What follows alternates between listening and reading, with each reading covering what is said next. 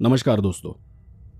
कहानी शुरू करने से पहले एक बात बताऊंगा कि इस कहानी के आखिर में एक सवाल है जिसका जवाब आपको तभी मिलेगा जब आप इस वीडियो को रात 12 बजे से पहले 5000 लाइक्स और 1 लाख से ज्यादा हाई पॉइंट तक पहुंचाओगे। तो आइए अब कहानी शुरू करते हैं। आज मैं आपको एक सच्ची घटना सुनाने जा रहा हूं। ये कहानी थोड़ी छोटी जरूर है, लेकिन ये मैंने हाल ही में सुनी है, जिस पर मैंने सुनने के तुरंत बाद रात में ही कहानी लिखी है।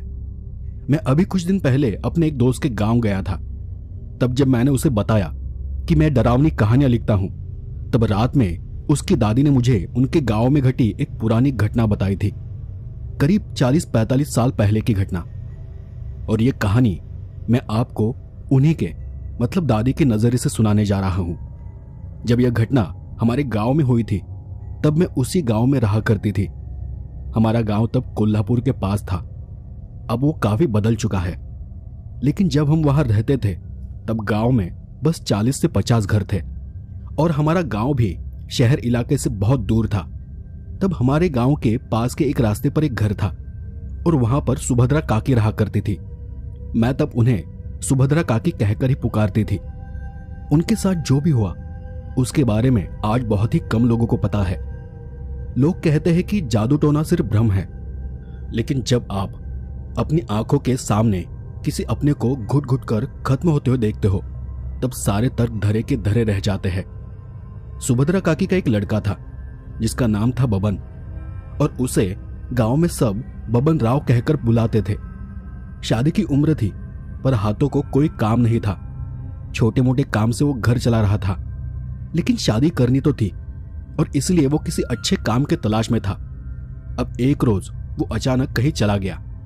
गांव के लोग जब सुभद्रा काकी से पूछते थे तो वो उन्हें बताती थी कि बबन बाहर गांव में नौकरी के लिए गया है और जाते जाते ये बता कर गया है कि 4-6 महीने में कुछ अच्छे पैसे कमाकर वो लौट आएगा।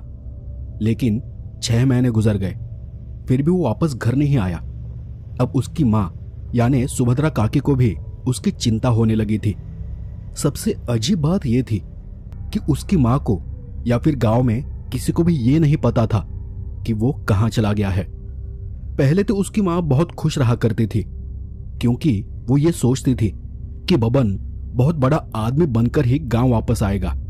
लेकिन जब 7 महीने गुजर गए, तब उसकी खुशी चिंता में बदल गई।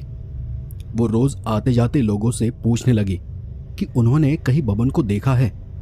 कहती कि बबन कहीं दिखाई दिया तो उसे बताना कि उसकी मां उसका इंतजार कर रही है। लोग हाँ हाँ करते और फिर आगे निकल जाते। अब ऐसा नहीं था कि लोगों को बबन या उसकी मां की चिंता नहीं होती थी, लेकिन उन्हें खुद बबन के बारे में कुछ भी पता नहीं था। तो लोग ढूंढते तो भी कहां ढूंढते। ऐसे करते करते पूरे 10 महीने गुजर गए। अब सुभद्रा काकी ने लोगों से पूछना भी बंद कर दिया। जब भी उन्हें देखो तो उनका चेहरा उतरा हुआ दिखाई पड़ता। आंखें हमेशा आंसुओं से भरी रहती थी। वो घंटों रास्ते पर और घर के दरवाजे में बैठी रहती थी, क्योंकि इतने महीने गुजरने के बाद भी न बबन की कोई चिट्ठी आई थी और न ही कोई संदेशा आया था। मैं कभी कभी सुभद्रा काकी के घर जाकर बैठ जाती थी, उन्हें समझाती थी या अपने साथ कहीं काम पर ले जाती, ताकि उन्हें अपने बेटे का ज्यादा ख्याल न आए और वो ठीक रहे। उन्होंने भी धीरे धीरे इस बात को लगभग मान ही लिया था कि उनका बेटा अब शायद वापस नहीं आएगा। पर एक रोज जैसे चमत्कार हुआ। करीब 11 महीने बाद बबन घर वापस आ गया। उसकी मां खुशी से फूली नहीं समाई। सिर्फ मैं ही नहीं, बल्कि पूरा गांव बबन को देखने के लिए उसके घर चला गया था। लेकिन जो बात हम सब ने महसूस की, शायद उसकी मां ने महसूस नहीं की थी कि वो पुराना बबन नहीं था। उसके चेहरे का तेज गायब था, शरीर सूख कर काटा हो गया था, आंखों के नीचे गहरे काले घेरे बन गए थे और उसके साथ एक औरत थी। वो शायद उसकी बीवी थी, पर उसे देख एक अजीब सा एहसास होता था। दिखने में वो भले ही बहुत सुंदर थी, पर जब भी कोई उसे देखता, उसके चेहरे पर एक मायावी हंसी फैल जाती थी, ऐसे जैसे वो अपनी हंसी के पीछे कुछ छुपा रही हो। उसकी आंखें बहुत बड़ी और स्थिर थी। जब भी वो किसी को देखती तो ऐसा महसूस होता जैसे वो तुम्हारे मन के अंदर झांक रही हो। बबन की माँ यानी सुभद्रा काकी से जब दूसरे दिन मेरी मुलाकात हुई तब काकी ने मुझे बताया कि उस लड़की का नाम माया है और वो एक बंगालन है। अब ये सुनते ही मुझे बहुत ही अजीब सा लगा कि बबन ने किसी बंगालन से कैसे शादी कर ली। उसकी माँ का भी यही कहना था और जब बबन घर आया था तब सुभद्रा काकी ने भी उसे यही कहा था कि तूने बिना पूछे इससे ब्याह कैसे कर लिया। और तब बबन ने अपनी माँ की तरफ देखा। उसकी आंखों में कोई जज्बात ही नहीं थे। उसने बस इतना कहा, माँ ये मेरी पत्नी है और अब से ये यहीं रहेगी। असल में काकी उस लड़की को अपनाना नहीं चाहती थी, पर एक तरफ बेटा 1 साल बाद घर आया था, ऊपर से वो उसे कुछ कहती तो उसे ये डर था कि वो फिर से कहीं चला न जाए, और इसलिए काकी ने न चाहते हुए भी वो सब अपना लिया। काकी अब ऊपर ऊपर खुश तो दिखाई दे रही थी, लेकिन शायद अब उसे किसी और बात की चिंता सताने लगी थी। कभी मिलती तो कहती कि घर में हमेशा किसी न किसी बात को लेकर उनमें झगड़ा चलता है। कभी कभी तो देर रात उनके घर से झगड़े की, चिल्लाने की आवाज आया करती थी। ऐसे ही एक एक कर दिन बीत रहे थे। गांव के लोग भी ये सब देख रहे थे। देखते पर क्या करते, क्योंकि बबन अब पूरी तरह बदल चुका था। वो न तो किसी से मिलता था, न कहीं बाहर जाता था। कभी दिखाई भी देता तो मुंह फेर कर आगे चला जाता। वो दिन भर माया के साथ एक कमरे में ही बैठा रहता था। ताज्जुब की बात यह थी, जो कि मुझे कुछ दिन बाद पता चली।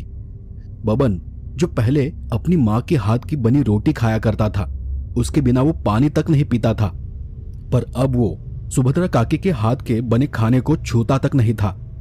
और वो वही खाता था जो माया उसे अपने कमरे में बंद करके खिलाती थी। धीरे धीरे गांव में कानाफूसी होने लगी कि बबन पर वशीकरण किया गया है। सुभद्रा काकी को भी शक होने लगा था, क्योंकि बबन की हरकतें अब इंसानी नहीं लग रही थी। वो कभी खुद से ही बातें करने लगता, तो कभी घंटों तक किसी चीज को बस घूरते रहता था। उसकी बीवी जब भी किसी काम से बाहर कहीं जाया करती थी, तब वो बस किसी पुतले की तरह बैठा रहता था। वो तब मां से भी बात नहीं करता था। कोई कुछ पूछे, कोई सवाल करे तो बस मुंह से हाँ हाँ करता, जैसे उसे कुछ भी समझ ना आ रहा हो। कभी कहता कि अरे इतने धीरे क्यों बात कर रहे हो, थोड़ा जोर से बात करो, थोड़ी ऊंची आवाज में। और फिर अपने ही कानों पर थपेड़े मारने लगता। उसका ये बर्ताव देख उसकी मां और हम सब डर जाते थे। और ये सब अजीब बर्ताव देखने के बाद गांव के लोगों ने सुभद्रा काकी को उसकी बहू माया पर ध्यान रखने के लिए कहा। ऐसे ही एक रात की बात है। वो बहुत गहरी रात थी। सब तरफ सन्नाटा पसरा हुआ था। सुभद्रा काकी भी गहरी नींद में थी, लेकिन बीच रात अचानक उसकी नींद खुल गई। जब वो जागी तो उन्हें घर में कुछ अजीब सा महसूस हुआ। हवा में एक अजीब सा भारीपन था, जैसे कहीं कोई चीज बहुत धीमी आंच पर जल रही हो। उन्होंने ध्यान से कुछ सुनने की कोशिश की और तब उन्हें बबन के कमरे से कुछ फुसफुसाने जैसी आवाज सुनाई दी। काकी ने धीरे से उठकर दबे पांव दरवाजे के पास जाकर अंदर झांका और कमरे का नजारा देख उनका कलेजा मुंह में आ गया। कमरे के बीचों बीच माया बैठी थी। उसने अपने बाल खोल रखे थे और उसके शरीर पर एक भी कपड़ा नहीं था। उसका पूरा शरीर पसीने से भीगा हुआ था। वो सब देखकर काकी का शरीर एक पल के लिए कांप गया। काकी ने और ध्यान से देखा तो माया के सामने पीतल की एक थाली रखी थी, जिसमें कुमकुम का एक घेरा बना हुआ था और उस घेरे के ठीक बीच में आटे से बनी एक छोटी सी गुड़िया रखी थी। सुभद्रा काकी अपनी सांसें रोककर वो सब देख रही थी। काकी ने आगे देखा कि माया ने एक सुई उठाई और उसे उस गुड़िया के सीने में धीरे धीरे चुभोने लगी।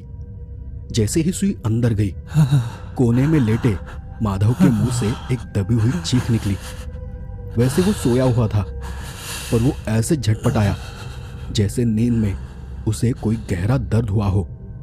सुभद्रा काकी चाहती तो थी कि उसे अभी के अभी सबक सिखाए, पर माया का वो भयानक रूप देखकर वो घबरा गई। काकी ने डर के मारे अपना मुंह हाथ से दबा लिया काकी को डर था कि कहीं वो उसे मार न दे। फिर उन्होंने देखा कि माया ने उस गुड़िया के पैरों पर कोई काला धागा लपेटा और फिर उस पर कुछ पानी छिड़का।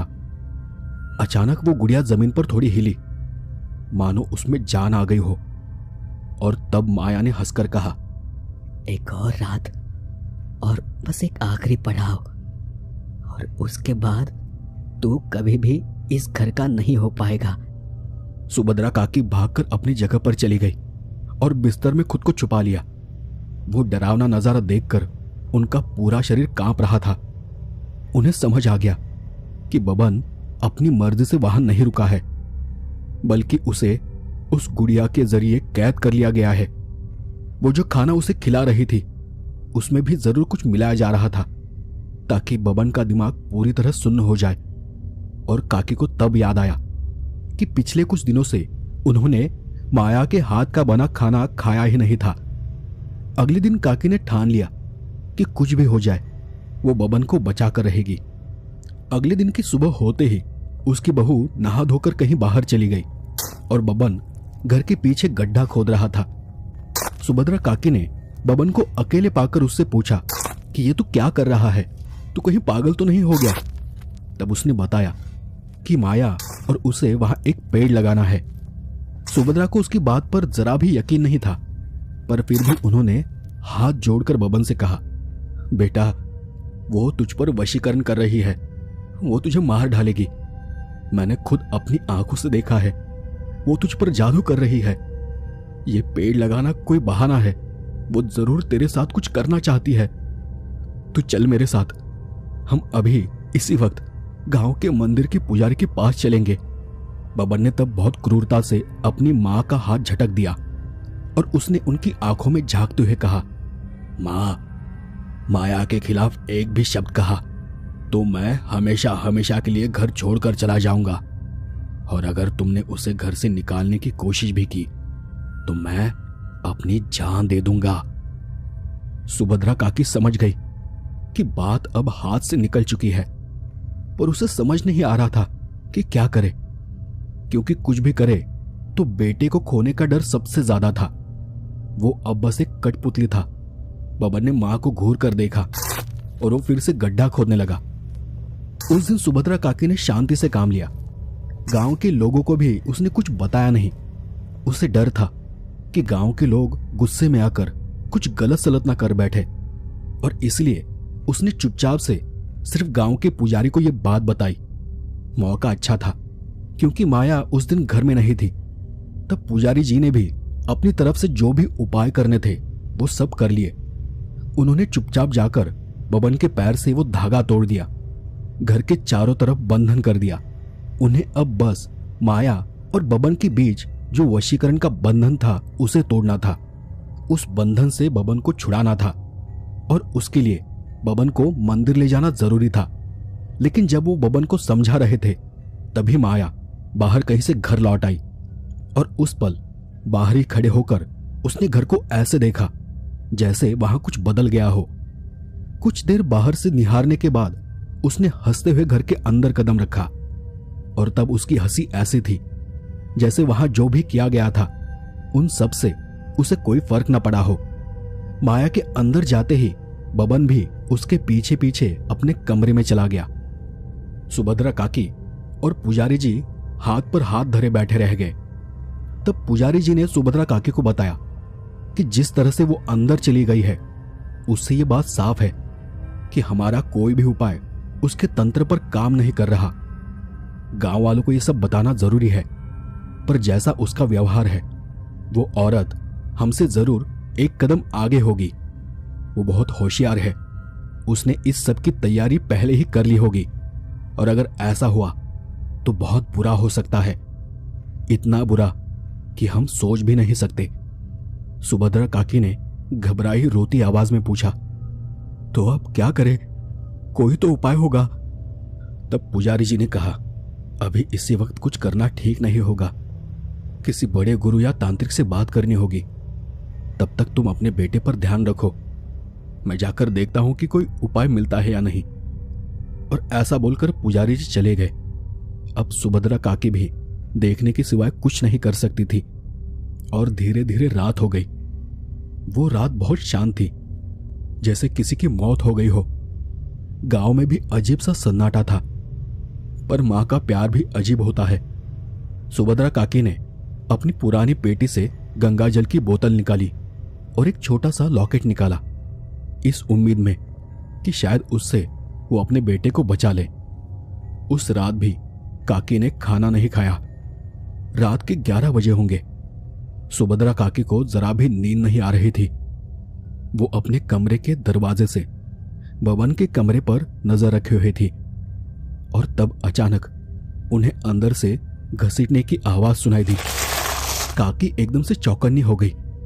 वो उठकर दबे पांव अंदर के दरवाजे के पीछे चली गई और वहीं से छुपकर उन्होंने अंदर देखा कि बबन अपनी सुध-बुध खोकर बिल्कुल किसी लाश की तरह धीरे धीरे पिछवाड़े के आंगन की ओर बढ़ रहा था और उसके ठीक पीछे पीछे माया चल रही थी। उसके बाल खुले हुए थे और उसके हाथ में वही पीतल की थाली और एक जलता हुआ दिया था। वो देख सुभद्रा काकी ने अपनी साड़ी का पल्लू अपने दांतों तले दबाया और वो भी उनके पीछे पीछे झाड़ियों में ओट में छुपकर आंगन तक पहुंच गई। पीछे आंगन की बीचों बीच एक छोटा सा गड्ढा खुदा हुआ था।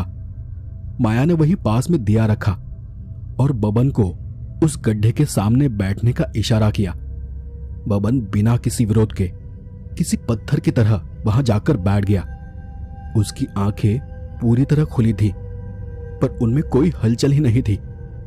और फिर माया ने अपने पल्लू में बंधी हुई आटे की गुड़िया निकाली। इस बार वो गुड़िया एक काले कपड़े में बंधी हुई थी। फिर उसने बबन के चेहरे को सहलाते हुए कहा, बस कुछ पल और, फिर तुम हमेशा के लिए मेरे हो जाओगे। फिर तुम्हें कभी किसी की याद नहीं आएगी, न तुम्हारी माँ की, न इस गांव की। सुभद्रा काकी ये सब देख रही थी, वो सब सुन रही थी और ये सुनकर उसका खून खौल रहा था, पर वो सही मौके का इंतजार कर रही थी। उन्होंने देखा कि माया ने एक छोटी सी छुरी निकाली और अपनी हथेली पर एक चीरा लगाया। चीरा लगते ही खून तेजी से बहने लगा। खून की बूंदें उस गुड़िया पर टपकने लगी और फिर जैसे जैसे खून गुड़िया पर गिर रहा था, माया कुछ मंत्र जैसा बड़बड़ाने लगी और उसी के साथ बबन का शरीर भी तेजी से कांपने लगा। उसे अचानक से पसीना आने लगा और वो दर्द से तड़पने लगा, लेकिन अब भी उसके मुंह से आवाज नहीं निकल रही थी। वो सब करते हुए, मंत्र बड़बड़ाते हुए माया ने उस गुड़िया को उठाया और उसे गड्ढे में रखा। फिर उसने एक नजर आसपास देखा और उस पर मिट्टी डालनी शुरू की।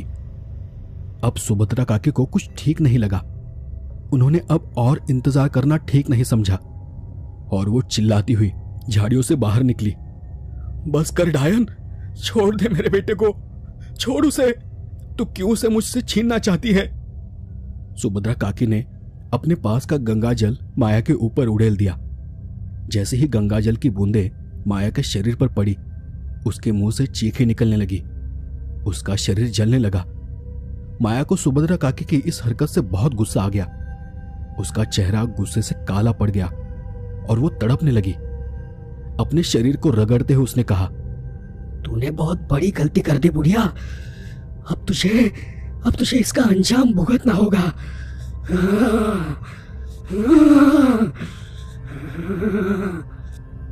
और ऐसा कहकर माया ने पूरी ताकत लगाकर उस गुड़िया को मिट्टी के अंदर जोर से दबाया और एक एक कर उस पर लात मारने लगी। ऐसा करते ही बबन का पूरा शरीर जैसे लकवा मार गया। वो एकदम से नीचे गिर पड़ा और झटपटाने लगा। उसके शरीर में एक अजीब सी ऐंठन हुई। उसका गला जैसे किसी अदृश्य फंदे से खींचने लगा। उसे सांस लेने में तकलीफ हो रही थी, क्योंकि तब बबन अपना गला पकड़कर जमीन पर पड़े पड़े तड़प रहा था। सुभद्रा काकी दौड़कर उसके पास चली गई। उसका सिर अपनी गोद में उठाकर उसका चेहरा वो सहलाने लगी। बबन, बबन देख मेरी तरफ, देख ना, आंखें खोल बबन, बबन देख, तुझे कुछ नहीं होगा, मैं हूं ना तेरे साथ, तुझे कुछ नहीं होगा बबन। और एक आखिरी बार बबन ने अपनी मां की आंखों में देखा। पहली बार उसकी आंखों में उसे वही पुराना बबन नजर आया। उसने कांपते हाथ से अपनी मां का हाथ पकड़ा और उस पल उसकी आंखों से आंसू निकलने लगे। सुभद्रा काकी को उसका चेहरा देखा नहीं जा रहा था। काकी पागलों की तरह चिल्लाते हुए उस गड्ढे को अपने हाथों से खोदने लगी। मिट्टी हटाते हुए उसके नाखून टूट गए। उंगलियों से हाथों से खून बहने लगा, पर वो एक पल भी नहीं रुकी। वो चीख रही थी, गड्ढे से मिट्टी को हटाते हुए गांव वालों को पुकार रही थी, और गड्ढा खोदते हुए आखिरकार उसे वो गुड़िया मिल गई। लेकिन जैसे ही उन्होंने उस गुड़िया को छुआ, उन्हें महसूस हुआ कि गुड़िया काली पड़ चुकी है और उसमें से सड़े हुए मांस की बदबू आ रही है। उस पल माया दूर खड़ी होकर अपनी गर्दन को गोल गोल घुमा रही थी, हाथ ऊपर कर अपने हाथ हवा में लहरा रही थी, और ऐसा करते हुए वो अपने पैरों को पटक रही थी, अपने बालों को, और साथ ही साथ शरीर को झटक रही थी। उसकी बड़ी बड़ी आंखें सफेद हो चुकी थी और वो अपने घने बालों के बीच से सुभद्रा काकी को घूर रही थी। उसका मुंह का जबड़ा किसी जानवर की तरह खुला था और ऐसा करते हुए वो ठहाके मार रही थी।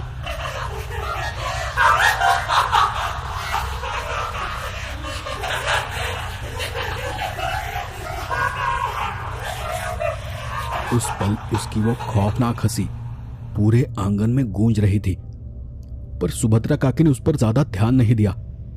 उसने देखा कि बबन का शरीर नीला पड़ रहा है, धीरे धीरे उसकी जान निकल रही है। उसने एक आखिरी बार अपनी मां के हाथ को दबाया और फिर अचानक से उसका शरीर ठंडा पड़ गया। वो सब देख सुभद्रा काकी के मुंह से एक तेज चीख निकली जो उस रात के सन्नाटे को चीर गई। सुभद्रा काकी ने रोते गिड़गिड़ाते हुए अपने सामने देखा, पर माया अब वहां नहीं थी। वो किसी धुएं की तरह गायब हो गई थी और फिर वो अपने बेटे को गोद में लेकर बस रोती रही। कुछ ही देर में गांव के लोग वहां आ गए, लेकिन तब तक सब कुछ खत्म हो चुका था। गांव के लोगों ने उस औरत को आसपास के गांव में जंगलों में बहुत ढूंढा, पर वो कहीं नहीं मिली। वो किसी धुएं सी उसी रात गायब हो गई। उसका कहीं कोई नामो निशान तक नहीं मिला और लोगों को समझ नहीं आया कि उसे जमीन खा गई या फिर आसमान निगल गया। वो उस रात ऐसे गायब हो गई जैसे वो कहीं थी ही नहीं। अगली सुबह तक सुभद्रा काकी अपने आंगन में बैठी थी। उसकी गोद में बबन का बेजान शरीर था और बगल में वही आटे वाली काली पड़ चुकी गुड़िया थी।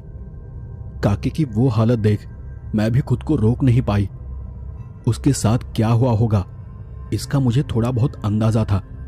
सिर्फ मैं ही नहीं बल्कि गांव की सभी औरतें वो सब देख रो रही थी, और उस घटना से काकी की मानसिक स्थिति पूरी तरह बिगड़ चुकी थी। गांव वालों ने किसी तरह बबन का क्रियाकर्म किया और उसके कुछ ही दिनों बाद एक रात अचानक काकी की भी मौत हो गई। काकी की मौत के बाद उनके घर को तोड़ दिया गया, क्योंकि तब गांव वालों ने उस घर को मनहूस मान लिया था और कोई भी उस घर को देखना तक नहीं चाहता था। बबन की मौत के बाद पूरे गांव को एक सबक मिला कि यह तंत्र मंत्र, यह जादू टोना या फिर वशीकरण, ये सब कोई खेल नहीं है। ये एक ऐसी दलदल है जिसमें अगर कोई एक बार पैर रख दे तो उसकी आत्मा उसकी नहीं रह जाती, और इसी वजह से गांव के लोग आज भी इन सब चीजों से दूर रहते हैं। उसके बाद में जो चर्चा हुई, पुजारी जी जो कि सुभद्रा काकी के घर गए थे, उन्होंने ये बताया था कि माया बबन को लेकर शायद कुछ अघोरी तंत्र करना चाहती थी, लेकिन बबन पर बहुत तंत्र और वशीकरण करने के बाद भी बबन की जान उसकी मां में अटकी हुई थी, और इसलिए वो कभी भी पूरी तरह माया के वश में नहीं गया, और शायद इसी कारण से उसकी तंत्र साधना पूरी नहीं हो पा रही थी। माया शायद इसलिए यहां आई थी कि वो बबन को अपनी मां से तोड़ सके, उसे अपनी मां से अलग कर सके, और उसके बाद वो बबन को अपने साथ वापस ले जाकर अपनी अधूरी साधना को पूरा कर सके। तो दोस्तों ये थी एक घटना। इस पूरी घटना में, इस पूरी कहानी में एक ऐसी जगह थी जहां बबन को बचाने का एक मौका था जिसे शायद काकी चूक गई। तो क्या आप बता सकते हैं कि वो कौन सा पल था? देखते हैं कि किसका दिमाग सबसे तेज चलता है। और इस सवाल का जवाब अगर आपको मुझसे चाहिए तो आपको आज रात 12 बजे से पहले इस वीडियो पर 5000 लाइक्स और 1 लाख से ज्यादा हाइप पॉइंट तक पहुंचाना होगा। बाकी सच क्या था यह तो सिर्फ वो लड़की जानती थी या फिर जानती है। बाकी हम श्रोता जब ऐसी कहानियां, ऐसी घटनाएं सुनते हैं तब बस यही सोचते हैं कि ऐसा नहीं होना चाहिए था। ऐसा होता तो कितना अच्छा होता, वो बच जाता तो कितना अच्छा लगता। पर मेरी मानो तो यह घटना किसी आंधी तूफान की तरह है जो आई और एक घर को उजाड़ कर चली गई। अब आंधी से कौन पूछे कि तू क्यों आई थी, तेरा मकसद क्या था? क्योंकि आंधी का बस एक ही मकसद होता है और वो आप सभी जानते हो। तो ये थी आज की पहली घटना और पहली कहानी। अब बढ़ते हैं दूसरी कहानी की ओर। आज की दूसरी कहानी हमें वैभव जी ने भेजी है। ये उनके पिता के साथ घटी एक घटना है और इस घटना का हमने कहानी में रूपांतरण किया है। तो आइए ये कहानी अब उन्हीं के पिताजी के नजरिए से सुनते हैं। मेरा नाम सुरेश हल्दनकर है और मैं कोकण का रहने वाला हूं। ये जो किस्सा मैं आपको सुनाने जा रहा हूं ये मेरे साथ बहुत साल पहले घटी एक बहुत ही अजीब घटना है। तब मैं मुंबई के एक मिल में काम किया करता था। घर से पिताजी की तबीयत अचानक खराब होने की खबर मिली तो मैं आनन फानन में रात की आखिरी सरकारी बस पकड़कर सफर कर रहा था। पर मुझे क्या पता था कि वो लाल परी, वो एसटी बस मुझे मंजिल तक नहीं बल्कि मौत के एक गलियारे में ले जा रही है। रात के करीब 1:15 बज रहा था। बस पूरी तरह खाली थी सिवाय मेरे और बस के स्टाफ के। बाहर मूसलाधार बारिश हो रही थी और खिड़की के कांच पर गिरती बूंदें ऐसी लग रही थी जैसे कोई बाहर से उंगलियों से हल्के हल्के दस्तक दे रहा हो। बस पश्चिमी घाट के उन खतरनाक मोड़ों से गुजर रही थी जहां एक तरफ ऊंचे पहाड़ और दूसरी तरफ गहरी खाई थी और जिसके नीचे एक शांत लेकिन डरावनी नदी बहती थी। अचानक बस ने एक जोर का झटका खाया। इंजन से कुछ अजीब सी आवाजें आई और अगले ही पल बस का दम घुट गया। ड्राइवर ने गाड़ी स्टार्ट करने की बहुत कोशिश की पर बस टस से मस न हुई। हेडलाइट्स भी थोड़ी देर फड़फड़ाई और फिर बुझ गई। अब वहां सिर्फ घोर अंधेरा था और बाहर बहती नदी का शोर। ड्राइवर ने स्टीयरिंग पर हाथ पटकते हुए चिड़चिड़ेपन से कहा, हो गया सत्यानाश, इस पुरानी खटारा ने यही दम तोड़ना था। कंडक्टर ने अपनी सीट से उठते हुए घड़ी देखी और उसके चेहरे का रंग सफेद पड़ गया। उसने ड्राइवर की तरफ देखा और धीमी आवाज में बोला, दादा, आज पौर्णिमा आहे आणि आपण पुलाच्या टोकावर आहोत। कंडक्टर ने कहा था कि भाई आज पूर्णिमा है और हम पुल के किनारे पर खड़े हैं। वो एक पुराने जमाने के पत्थरों से बना हुआ पुल था। ड्राइवर का चेहरा भी अचानक खौफ से भर गया। वो बिना कुछ बोले अपनी सीट से उठा और बस के फर्श पर लेट गया। कंडक्टर ने अपनी सीट से छलांग लगाई और पागलों की तरह बस की एक एक खिड़की को जोर जोर से बंद करने लगा। लोहे की खिड़कियों के टकराने की आवाज पूरे केबिन में गूंज उठी और फिर कंडक्टर मेरी तरफ लपका। उसकी आंखों में जो दहशत थी वो मैंने आज तक किसी की आंखों में नहीं देखी थी। अरे भाई, ये क्या कर रहे हो? बस खराब हुई है तो उसे देखो, ये खिड़कियां क्यों बंद कर रहे हो? उसने मेरा हाथ पकड़कर नीचे की तरफ खींचते हुए फुसफुसा कर कहा, बाबू शोर मत करो, नीचे लेट जाओ, चुपचाप अपनी आंखें बंद कर लो और जब तक सूरज की पहली किरण न दिखे अपना सिर ऊपर मत उठाना। मैंने हैरानी से और थोड़े गुस्से में पूछा, क्या बकवास है? अगर बस खराब हुई है तो बाहर जाकर ठीक करो या फिर मदद मांगो, ये नीचे क्यों लेट रहे हो? उसने अपने कांपते हुए हाथ से मेरे मुंह को दबा दिया और आंखों में आंखें डालकर बोला, चुप हो जा, अगर जिंदा रहना चाहते हो तो जैसा कह रहा हूं वैसा करो। बस इतना समझ कि बाहर जो भी है उसे देखना मतलब अपनी मौत को देखने जैसा है। उसके हाथ उस वक्त बर्फ की तरह ठंडे थे। ड्राइवर और कंडक्टर दोनों बस के फर्श पर बिल्कुल सीधे लेट गए। मैंने भी डर के मारे वैसा ही किया, पर मेरा दिमाग हजारों सवाल पूछ रहा था। बस के अंदर की पीली लाइट भी बुझ चुकी थी। बाहर से अब सिर्फ नदी के बहने की कलकल जैसी आवाज सुनाई दे रही थी। बाकी चारों तरफ गहरा सन्नाटा था। 8 से 10 मिनट ऐसे ही गुजरे। अब मेरे दिमाग में अलग अलग सवाल उठने लगे। कहीं ये लोग जानबूझकर मुझे डरा तो नहीं रहे, या फिर ये मुझे लूटना तो नहीं चाहते हैं? आखिर ये सब वो क्यों कर रहे हैं? तभी मुझे बस के ठीक बाहर से एक आवाज आई, किसी के रोने की आवाज। वो किसी औरत के रोने की आवाज थी। कुणी मला मदत करा, कुणी मला मदत करा, माझ्या मुलाला वाचवा, कुणी मदत करा हो, कुणी वाचवा माझ्या मुलाला। वो औरत बहुत ही दर्दनाक तरीके से सुबक रही थी। उसकी आवाज इतनी असली और इतनी करीब थी कि मुझे लगा कि कोई दुर्घटनाग्रस्त औरत बस के दरवाजे के पास पड़ी मदद मांग रही है। अब लगा कि शायद ड्राइवर ने कोई एक्सीडेंट कर दिया है और इसलिए वो छुपने का नाटक कर रहा है।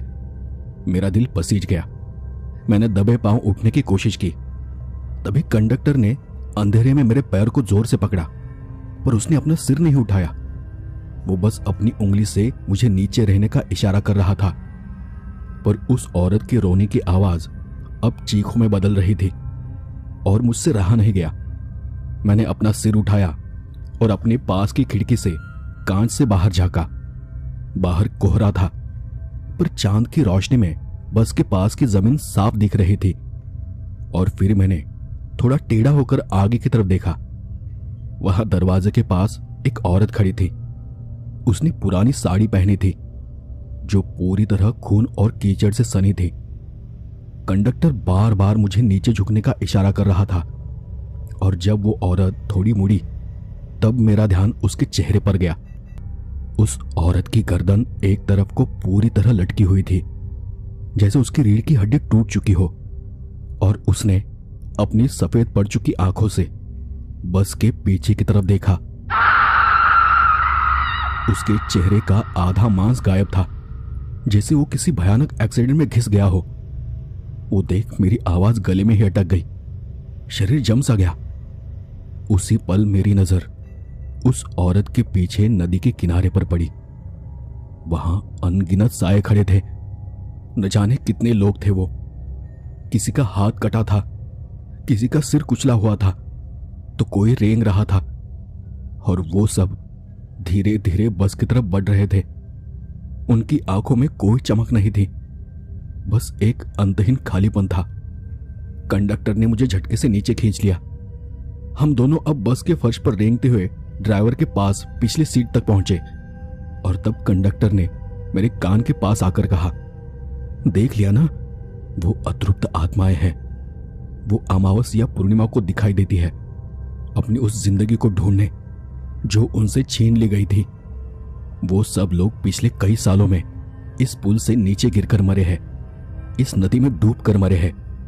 अब बस दुआ करो कि वो अंदर ना आ पाए। और तब बस के बाहर से सिर्फ एक नहीं बल्कि हजारों आवाजें आने लगी। कोई दरवाजा पीट रहा था, कोई खिड़की खुरच रहा था, तो कोई खिड़की के कांच पर अपनी हड्डियां रगड़ रहा था। रोने, चीखने और कराहने का एक ऐसा शोर मचा कि मुझे अपने कान बंद करने पड़े। पूरे बस का ढांचा हिलने लगा था, जैसे हजारों हाथ उसे नदी में धकेलने की कोशिश कर रहे हो। वो रात मेरे लिए जैसे थम सी गई थी। बस के अंदर की हवा भारी और उमस भरी हो गई थी, लेकिन फिर भी हम तीनों के शरीर पसीने से भीगने के बाद भी ठंड से कांप रहे थे। बाहर का शोर अब बदल चुका था। वो अब सिर्फ रोने की आवाज नहीं थी, बल्कि ऐसा लग रहा था जैसे सैकड़ों लोग बस के चारों ओर चक्कर काट रहे हो। बस के फर्श पर लेटे लेटे मुझे अपनी रीढ़ की हड्डी में एक अजीब सी सिहरन महसूस हो रही थी। लोहे का वो फर्श बर्फ की तरह ठंडा था, लेकिन उससे भी ज्यादा ठंडी वो खामोशी थी जो बस के अंदर थी। कंडक्टर ने मेरा हाथ इतनी जोर से जकड़ रखा था कि उसके नाखून मेरी खाल में चुभ रहे थे, पर मैंने उफ तक नहीं किया। और तब बाहर से एक आवाज आई, ऐसा लग रहा था जैसे कोई अपनी उंगलियों की हड्डियों से बस की खिड़की के कांच पर ताल दे रहा हो। वो आवाज पूरी बस में एक सिरे से दूसरे सिरे तक घूमने लगी, कभी ड्राइवर की खिड़की के पास तो कभी सबसे पीछे वाली सीट पर। कंडक्टर ने अपना मुंह जमीन के करीब ले जाकर बिल्कुल धीमी आवाज में फुसफुसाकर कहा, बाबू बिल्कुल भी कोई आवाज मत करना। अगर उन्हें लगा कि अंदर कोई जिंदा है तो वो सुबह तक यहीं डेरा डाले रहेंगे। अब मेरी हालत बहुत खराब थी। वहां लेटे हुए मुझे सांस लेने में तकलीफ होने लगी। मैंने सूखी हुई जीभ से अपने होठों को भिगोते हुए कहा, वे अंदर तो नहीं आएंगे ना? दरवाजा तो बंद है ना? उसने सिर्फ धीमे से हां कहा। ड्राइवर ने फर्श पर लेटे लेटे अपनी आंखें बंद कर ली थी। उसने बिना सिर हिलाए कहा, दरवाजे और खिड़कियां सिर्फ लोहे की है। जो तुमने देखा वो इंसान नहीं, पर फिर भी भगवान पर भरोसा रखो। लेकिन उन्हें तुम दिखाई दिए तो वे तुम्हें पागल कर सकते हैं। उनकी खौफनाक और दर्द भरी आवाजें तुम्हें बाहर जाने पर मजबूर कर सकती है। तो बस सुनते रहो और खुद को याद दिलाते रहो कि तुम्हें किसी भी हालत में उठना नहीं है, किसी भी हालत में बाहर नहीं जाना है। ये सब सुबह होते ही खत्म हो जाएगा। और तभी एक अजीब सी सड़ी सी बदबू आने लगी और उसी के साथ बस के ऊपर की छत पर कुछ गिरने की आवाज आई। ऐसा लगा जैसे किसी ने ऊपर से छलांग लगाई हो और हम तीनों एकदम से शांत हो गए। बात करने से भी अब मुझे डर लग रहा था। और उसके ठीक बाद रेंगने की आवाज आने लगी। मैंने भी डर के मारे अपनी आंखें बंद कर ली और आंखें बंद करते ही कान जैसे तेज हो गए। अब मेरा ध्यान बारीक से बारीक आवाज पर भी जाने लगा। नदी का पानी पुल के नीचे तेजी से बह रहा था और उसका शोर अब किसी राक्षसी गर्जना जैसा लग रहा था। खिड़की के बाहर से अब फुसफुसाहटें आने लगी थी। हजारों लोग एक साथ कुछ बुदबुदा रहे थे। वो क्या कर रहे थे ये समझ नहीं आ रहा था, पर उन आवाजों में एक ऐसी निराशा, एक ऐसी भूख थी जिससे मेरा दिल थरथरा रहा था। मेरा दम अब घुटने लगा था। मुझे लगा कि शायद वो बस को नदी में ढकेलने वाले हैं। मैंने फिर भी कांपते हुए कहा, कंडक्टर भाई, ये बस हिल रही है, वो इसे नदी में गिरा देंगे।